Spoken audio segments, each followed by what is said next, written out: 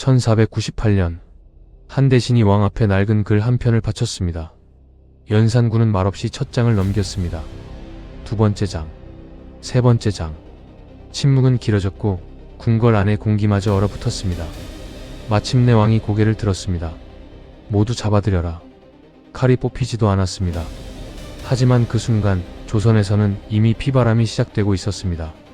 왕을 분노하게 만든 것은 반란군도 척군도 아니었습니다. 한선비가 오래전에 남긴 글 한 편. 조용히 읽히던 그 글은 수십 년 동안 아무 일도 일으키지 않았습니다. 그러나 오늘만큼은 달랐습니다. 누군가는 그 글을 가장 위험한 무기로 바꾸려 하고 있었습니다. 왕 앞에 선 대신은 한 걸음 앞으로 나왔습니다. 그의 이름은 유자광. 그는 글의 한 구절을 가리키며 조용히 입을 열었습니다. 전하, 이 글은 단순한 추도문이 아닙니다. 세조를 모욕한 글입니다. 궁궐은 다시 침묵에 잠겼습니다. 연산군은 다시 글을 펼쳤습니다. 한 줄, 또 한 줄. 왕의 표정은 점점 굳어졌습니다. 손끝에 힘이 들어갔고 종이가 구겨졌습니다.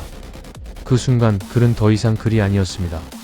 왕에게는 왕실을 향한 칼날이었습니다. 명령은 즉시 내려졌습니다. 조의제문을 쓴 사람, 읽은 사람, 가르친 사람, 베껴 쓴 사람까지 모두 조사하라는 왕명. 궁궐 문이 열리자 의금부 관리들이 사방으로 흩어졌습니다. 조선은 전쟁을 시작한 것이 아니었습니다. 한편이 그를 향한 사냥을 시작한 것이었습니다.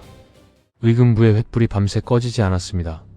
선비들의 집문이 거칠게 열렸고 책장이 뒤집혔으며 붓과 글이 하나씩 증거가 되어 끌려 나왔습니다. 사람들은 자신의 죄가 무엇인지도 모른 채 포승줄에 묶였습니다.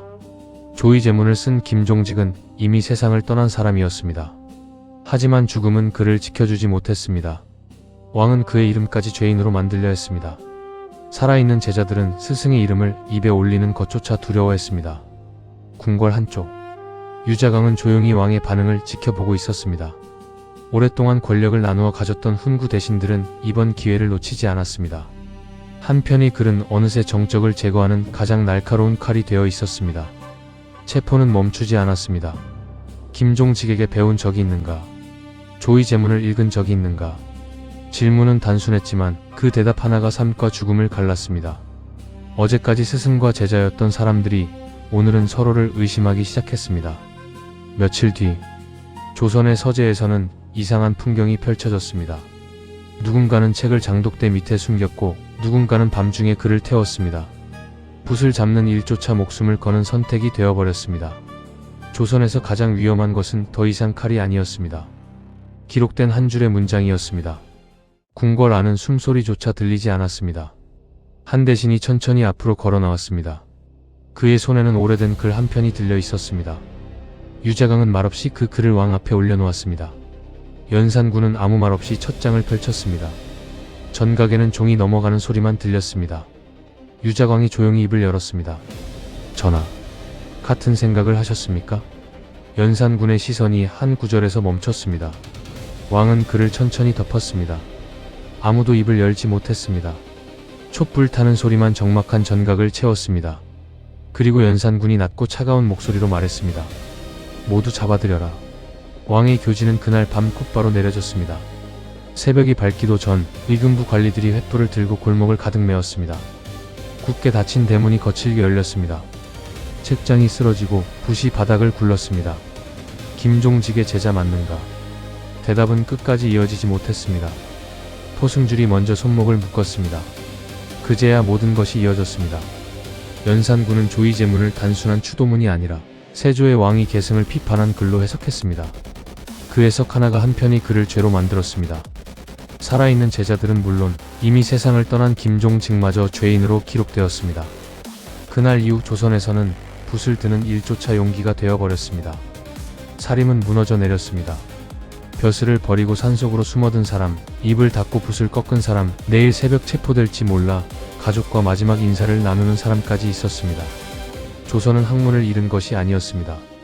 사람들이 진실을 말할 용기를 잃어가고 있었습니다. 의금부의 형방은 밤낮 없이 사람들로 가득 찼습니다. 누군가는 끝내 죄를 인정하지 않았고 누군가는 가족만은 살려달라며 무릎을 꿇었습니다. 하지만 왕의 분노 앞에서 변명은 아무 의미가 없었습니다. 숙청은 이제 멈출 수 없는 흐름이 되었습니다. 조선 곳곳에서 살인이 하나둘 사라졌습니다. 유백일에 오르는 사람, 형장으로 끌려가는 사람, 모든 것을 버리고 이름조차 숨긴 채 떠나는 사람도 있었습니다. 어제까지 나라를 걱정하던 선비들은 하루아침에 역적이 되어버렸습니다. 가장 무서운 변화는 사람들의 마음이었습니다.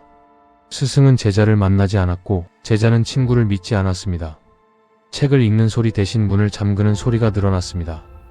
조선은 칼에 지배당한 것이 아니라 두려움에 지배당하기 시작했습니다. 무오사화는 단순한 처벌이 아니었습니다. 훈구 세력은 가장 위협적인 정적이었던 사림을 크게 약화시키는 데 성공했습니다. 왕은 자신의 분노를 풀었고 권력을 가진 자들은 그 분노를 이용했습니다. 한편의 글은 결국 한 시대의 정치 지형까지 뒤바꾸었습니다. 그러나 피로 세운 권력은 언제나 더 큰 피를 부릅니다. 무오사화가 끝난 뒤에도 연산군의 의심은 사라지지 않았습니다. 오히려 더욱 깊어졌습니다. 그리고 몇 년 뒤 조선에는 무오사화보다 훨씬 거대한 비극이 다시 시작됩니다. 1504년 연산군은 또다시 칼을 들었습니다. 이번에는 오래된 글이 아니었습니다. 자신의 어머니 패비 윤씨의 죽음에 얽힌 진실을 알게 된 왕은 더욱 잔혹해졌습니다. 무오사화는 끝난 사건이 아니라 더 큰 피바람의 시작에 불과했습니다. 역사는 이 두 번째 비극을 갑자사화라고 기록했습니다. 한 번 권력이 숙청의 맛을 알게 되면 칼은 더 쉽게 뽑히고 희생자는 더 많아졌습니다. 무오사화는 조선이 공포 정치로 향하는 첫 번째 문이었습니다. 무오사화는 흔히 글 때문에 벌어진 사건으로 알려져 있습니다. 하지만 역사를 자세히 들여다보면 사람을 죽인 것은 글이 아니었습니다. 글을 권력의 무기로 만든 사람들이었습니다. 같은 문장도 권력자의 손에 들어가는 순간 한 사람의 운명을 뒤바꾸는 판결문이 될 수 있었습니다. 그래서 무오사화는 지금도 우리에게 질문을 남깁니다. 기록은 진실을 남기기 위해 존재하는 것일까요? 아니면 권력에 의해 죄가 될 수도 있는 것일까요? 조선의 선비들은 붓으로 역사를 남기려 했습니다. 그러나 어떤 시대에는 그 붓이 가장 위험한 무기가 되기도 했습니다. 1498년 왕 앞에 올라간 한 편의 글. 그 작은 종이 한 장은 수많은 사람의 삶을 바꾸고 조선 최초의 사화를 시작했습니다. 칼은 사람을 죽였습니다. 하지만 권력이 이용한 글은 한 시대를 침묵하게 만들었습니다. 다음 이야기에서는 연산군의 분노가 절정에 이르는 갑자사화를 함께 살펴보겠습니다.